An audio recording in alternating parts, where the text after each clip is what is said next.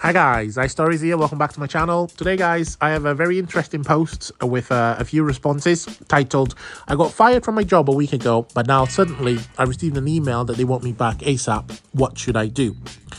One of the responses is as follows. You, my friend, have just found yourself in the ideal situation to be in. And I completely agree. Let's see here. Your company let you go a week ago or so, right? Your former company is begging you to come back. You now have the upper hand in negotiations. Congratulations. I would do the following. Ask yourself if you want to go back to work there. Consider it temporary. Consider it something to make money for now. And that's absolutely correct.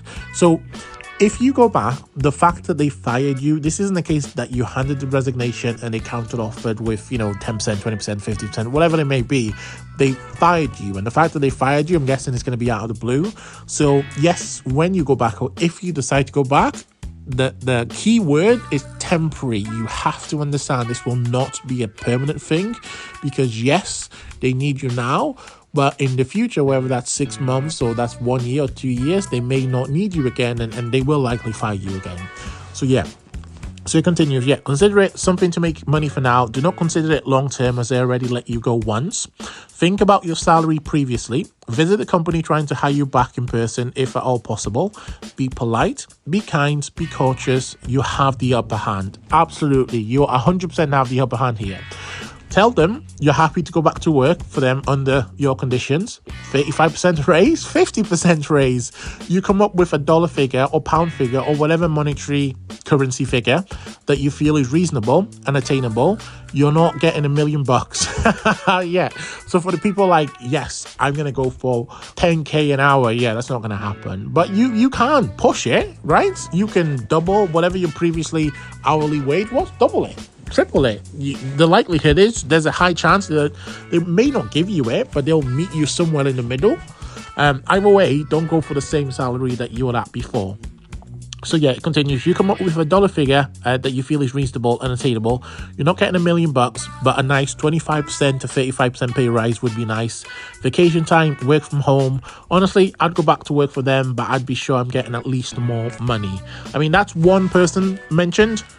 Another person says, they probably figured out they didn't actually know what you did before they fired you, but now it's all going to custard without you. They desperately need you back to fix it. Let me introduce you to a concept called a contractor. This is where you charge, like a wondered bull, for the privilege of your temporary return. Make sure to have a rock-solid contract, charging at least double your previous rate. Absolutely agree, completely, yes. At least double your previous rate, plus expenses like travel, with minimum contracted periods. And that's key thing here, yes. When you go back, when you discuss the rates, and if you're going to go down the contractual option, right, this is, I guess, one option you have, go back as full-time and discuss the rate. If you go back full-time, then it's permanent, right? And again, I look at it as temporary because there's a high likelihood they may get rid of you in 6 months' time.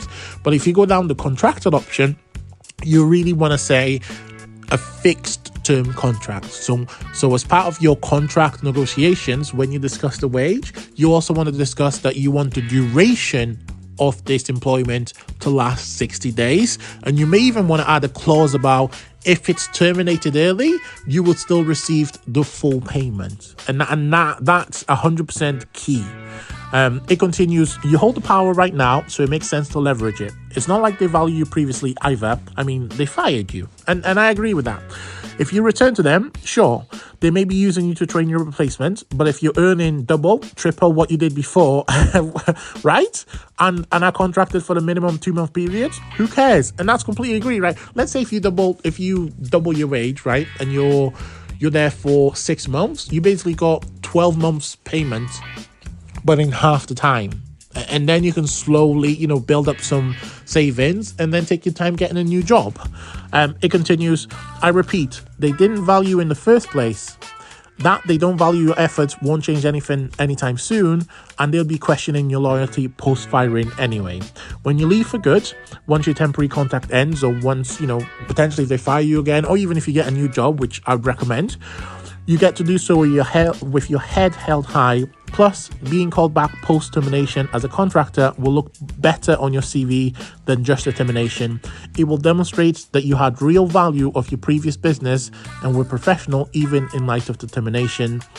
As for the fact you charge them extra for the privilege of your company, meh, just don't talk about it. And I mean, that's the end of the story for today. Guys, if any of you went through a similar situation, let us know in the comments below, and I'm out. Peace!